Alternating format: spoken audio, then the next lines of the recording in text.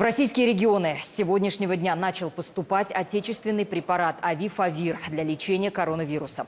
Он был разработан при поддержке Российского фонда прямых инвестиций на основе японского лекарства, которое изначально тестировали против тяжелых форм гриппа.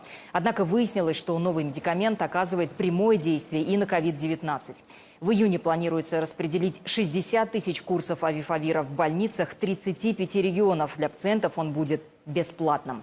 О долгожданном рейсе Кирилл Бортников.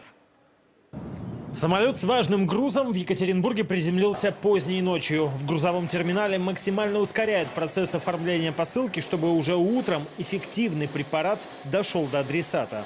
Первую партию отечественного препарата против коронавируса Авифавир доставили в 24-ю больницу Екатеринбурга. Эта клиника одной из первых была полностью перепрофилирована под лечение пациентов с COVID-19. Здесь раньше был только терапевтический корпус и травматология. Теперь 400 коек ковид-госпиталя. И именно здесь первыми на Урале опробуют Авифавир. Нам привезли 150 упаковок Авифавира. Это приблизительно в среднем 2 упаковки будут уходить на курс лечения на одного пациента в среднем.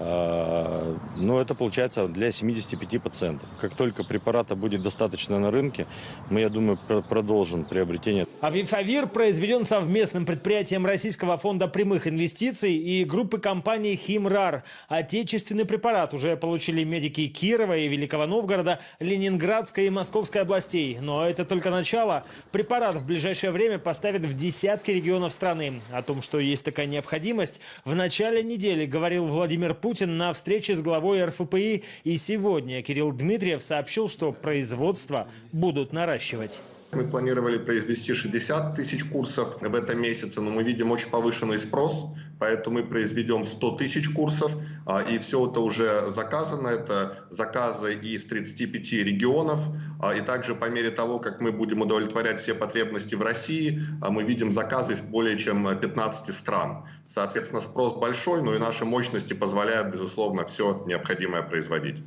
Первое в России и второе в мире лекарство от COVID-19. Авифавир воздействует прямо на вирус. Клинические испытания показали, на 3-й день применения температура большинства пациентов приходит в норму, на 5-й тест отрицательный. В Центральную клиническую больницу Управления делами президента Ирина попала с температурой по 39. Курс лечения Авифавиром только начался, но почти сразу пациентка почувствовала себя заметно лучше.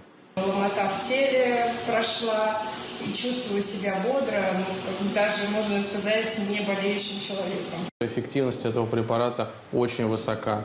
И действительно, те ощущения, которые были показаны в первых исследованиях, в том числе и китайских, что это быстрая достаточно элиминация вируса и быстрое снижение температуры в сравнении с группой стандартного лечения. Именно в этих реакторах получает сырье для препарата. Сложный многоэтапный процесс.